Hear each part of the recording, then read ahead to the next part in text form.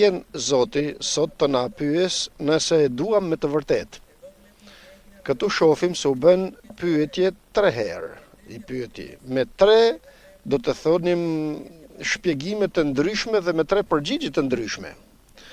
Këtë moment, atë që unë përjetova dhe ajo që ka hyrë në zemrën time dhe në mendjen time, është se e dua me të vërtet Krishtin, duke e lënë t'i lirë të gjitha prangat që më mbajnë këtu në tokë që ta dua Zotin me të vërtet.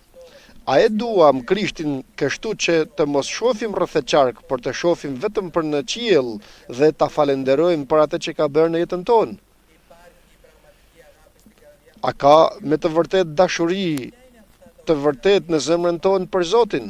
Ose cilat janë ato pranga që na mbajnë që të mos e duam? Vim dhe flasim për të përditshmën tonë që ka shumë gjëra.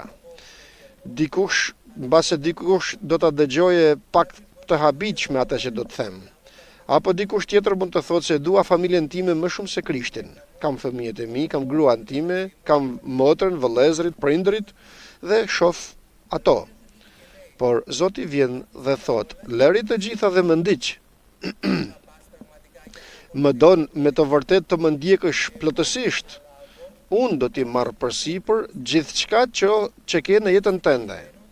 Ke në jetën tënde për shembull punën që ke, karrierën tënde, mendimet e tua apo shumë gjëra. Vallë, çfarë përkushton tek Krishti? Përkushton profesionin tënd se sa më shumë të mbledhesh, apo jetën tënde që ta duash dhe të jesh mirënjohës ndaj tij?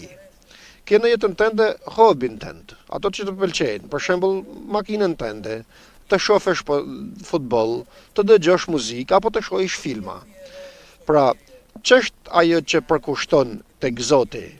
E flijon jetën tënde personale tek Krishti që ti tregosh atij dashurinë tënde?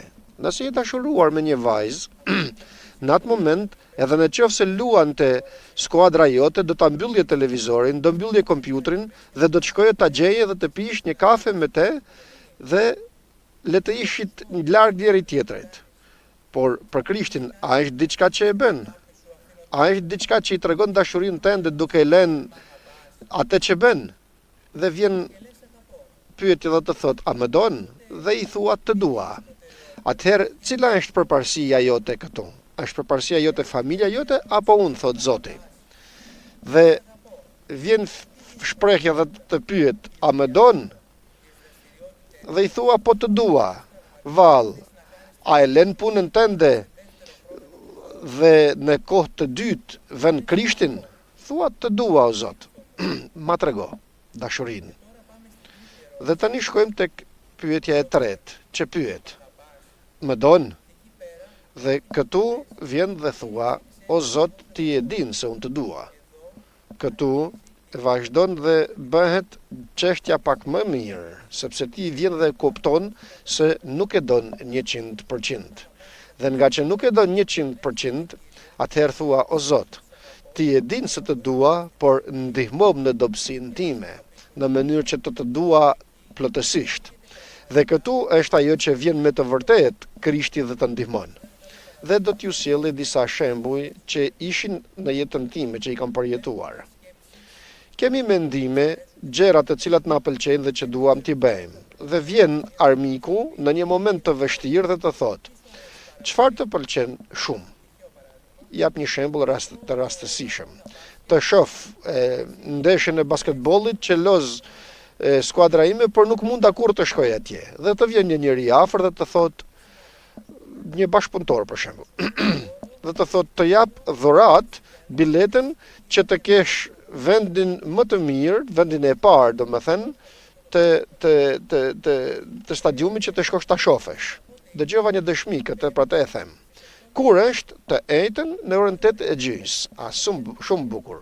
Tani do ta bëj një flim, do të shkoj të shoh këtë ndeshje të basketbollit. Dhe në atë moment e ndjen se diçka lën pas.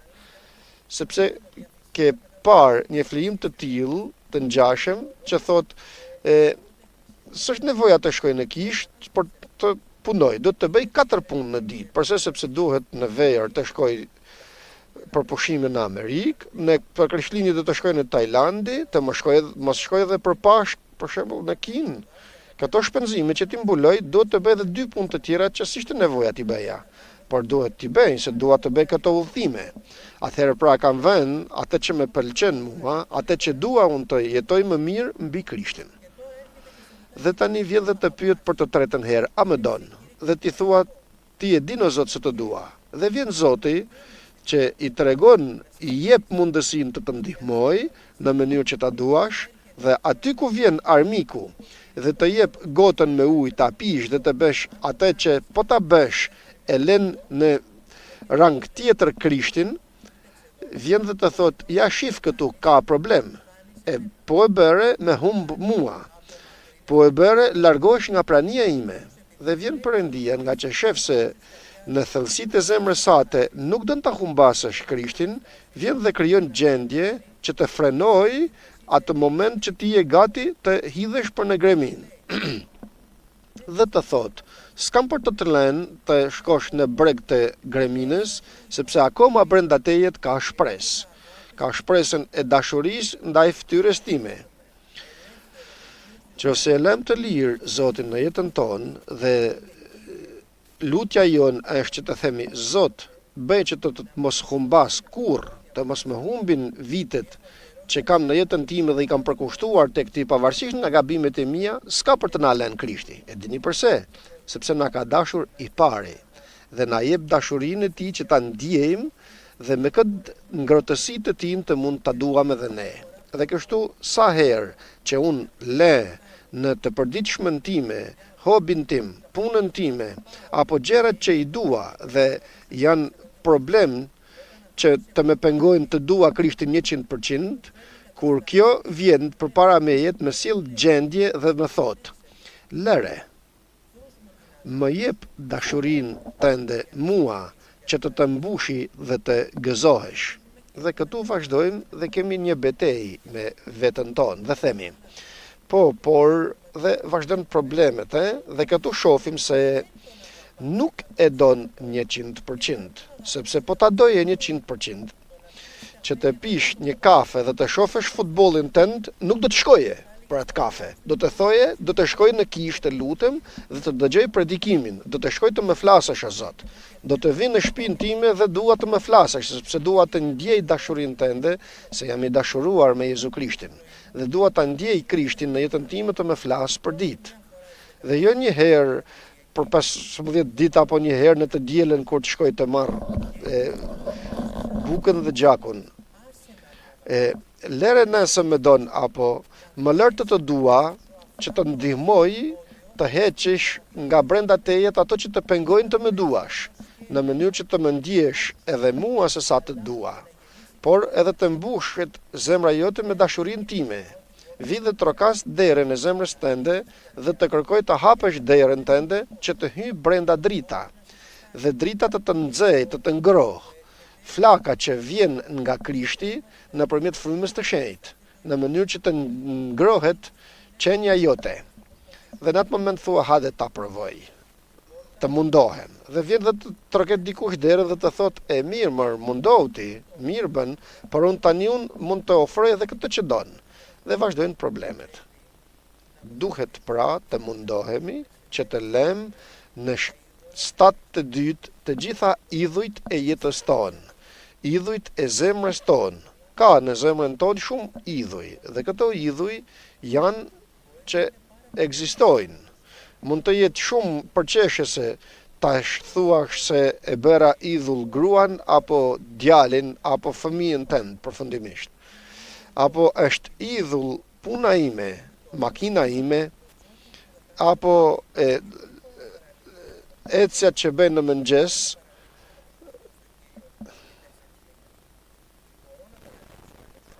mund të mos e hapi shkrimin të lexoj një paragraf në Bibël për 6 muaj me radhë ndoshta, apo çfarë të dëgjoj vetëm nga tribuna. Dhe nëse nuk bëhet kjo dhe nuk ndodh kjo në jetën time, atëherë në të vërtetën nuk pranojmë që të heqim idhullin e parë.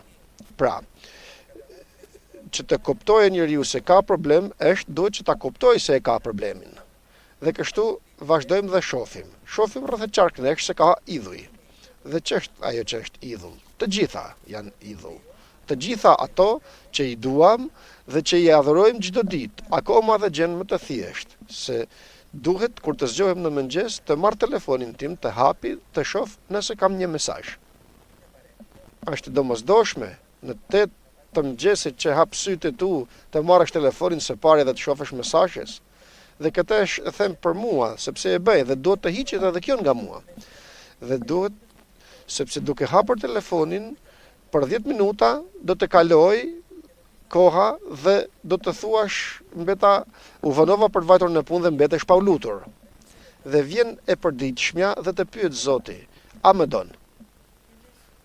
Dhe thua, po Zot, të dua. Po, por ku? Dhe si? Dhe kërkoj të gjej se si e dua Krishtin. Dhe shoh rreth e qarkmejet dhe shohim se si e mbushim kohën tonë.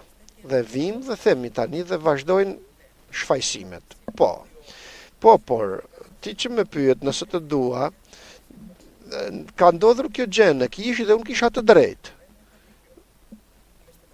Më mërziti shumë një person dhe kam të drejtë të ndaloj për pak kohë në mënyrë që të qetësohem dhe të bëj atë tjetrën që dua. Do të shkoj për pushime për një muaj në mënyrë që të qetësohet, nuk i doroj dot më ato atje. Dhe aty e kam përjetuar këtë, të më vini mendim i tillë. Dhe babai im më kishte bërë një pyetje kur isha shumë i vogël dhe kjo pyetje nuk mund të hiqet nga mendja ime. Isha skandalizuar në kishë me një çështje dhe duke ikur me makinë në shtëpi me babain, kthehet dhe më thot: "Nëse don të ndalojmë të mos shkojmë në kishë, ndalojmë nesër. Kjo është gjëja më e kollajt." Por tani më për kë shkon në kishë? Shkon në kishë për vëllain që të ka mërzitur me sjelljen e tij apo shkon për Krishtin? Nëse i veçojmë gjërat se për çfarë shkojmë në kishë dhe se kë shkojmë të adhurojmë, atëherë do të kuptojmë se nuk më intereson faji i vëllait apo i motrës. Le që ne shkojmë për t'i thënë të falenderit o Zot që më ka dashur i pari.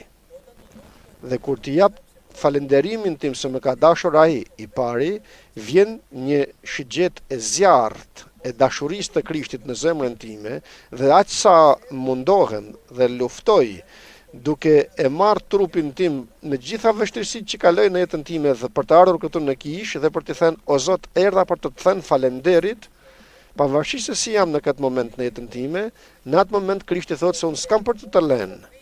Shikimi im s'ka për të ikur prej teje, sepse të kam dashur, paguajta me gjakun tim në kryq të Golgotës dhe jam këtu për ty të të mbaj dhe të ngrej në këmbë që të mundesh të ecësh. Dhe dua të bëj të njohur sot se unë akoma të dua. Nëse ti më don dhe më thua se Zot ti e di se të dua, por ndihmom në dobësinë time, atëherë unë do të vi tek ti dhe kam për të ngritur dhe për të ndihmuar të ecësh dhe të ndjesh dashurinë time. Pra duhet të kuptojmë se dashuria jonë ndaj Krishtit buron, sepse kemi ndier dashurinë e tij të parë dhe dashuria e tij është e pafund.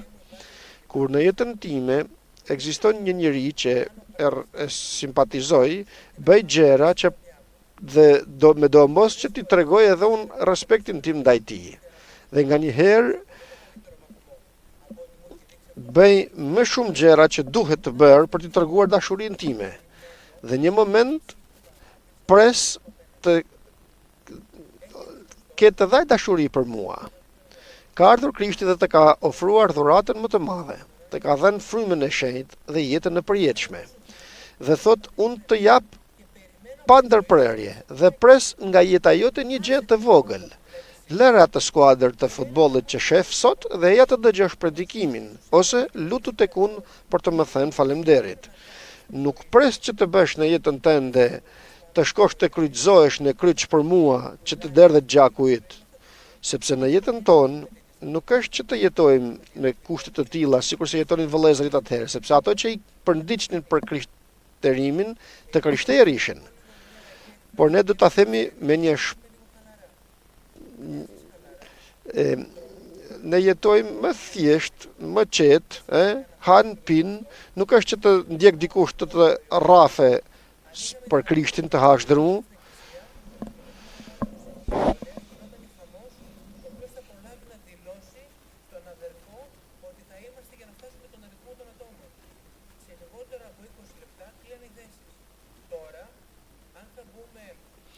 tani nëse themi se në kish të premten kemi kish, ashtu sikur se kemi për herë, do të vazhdojmë të numërojmë njerëzit, do të jemi të dielën jemi plot. Përse? Sepse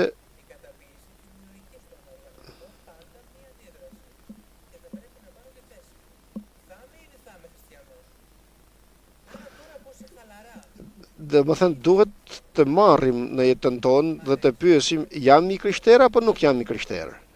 Më pëlqen krishterimi që përjetoj apo duhet të ha dru që të jemi krishter. Dhe vjen Krishti dhe të thot të jap liri të plot. Për këto vite që kanë kaluar, që nga kryqëzimi i Krishtit është dhënë kaq liri dhe nuk ka përndjekje të krishterëve.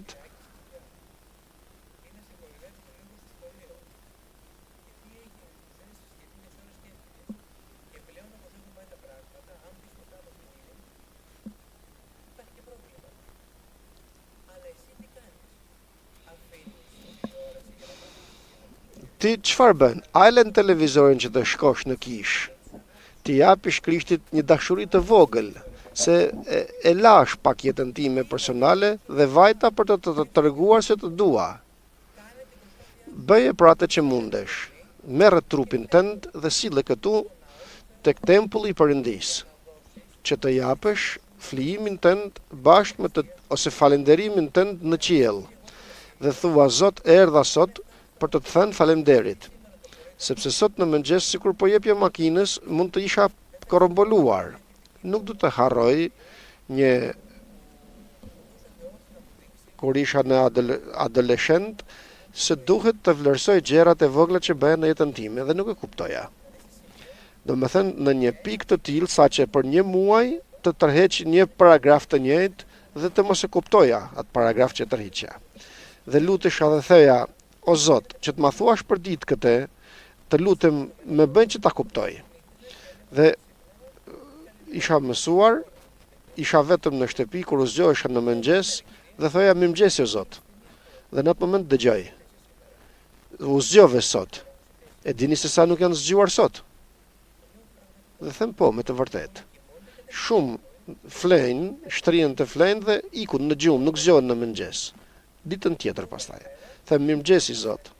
Ngri ka dal hapi atë dhe sa po ngritën e këmbë të eci, më thot, a e din se sa janë që nuk ecin?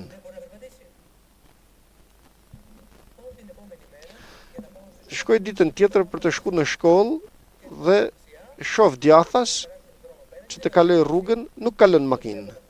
E shef se është rruga bosh dhe vazhdoj të këpus rrugën. Në mes të rrugës, një dorë më kap dhe më vendos përsëri në trotuar.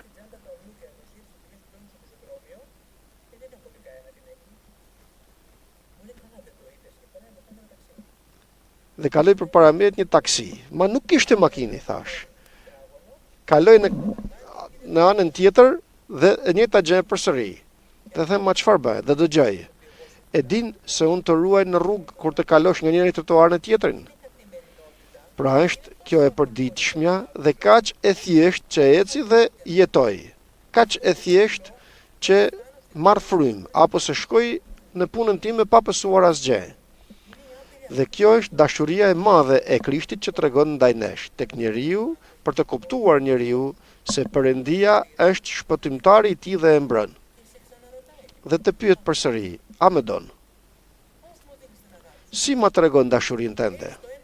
Qoftë një falemnderit në gjatë ditës a ma thua. Kur sot në mëngjes u zgjova dhe dëgjova këtë pyetje,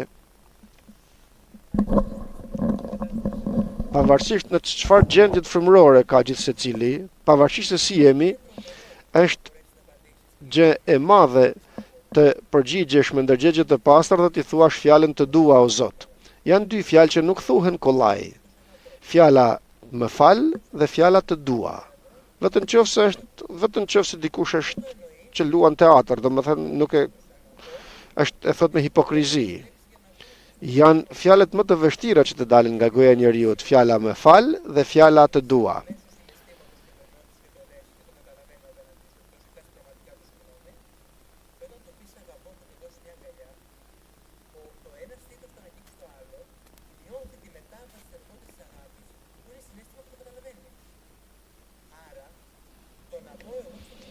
Që ti them pra unë Zotit të dua dhe të mos ketë kuptim, këtë Zoti e kupton. Krishti e din të vërtetën dhe është e vërteta. Kur ti thua një diçka që nuk është e vërtet, ai e kupton. Dhe kur ja thua me të vërtet, atëherë kështu vetë Perëndia e ndjen dashurinë tënde ndaj tij. Dhe për atë moment që ti thua të dua,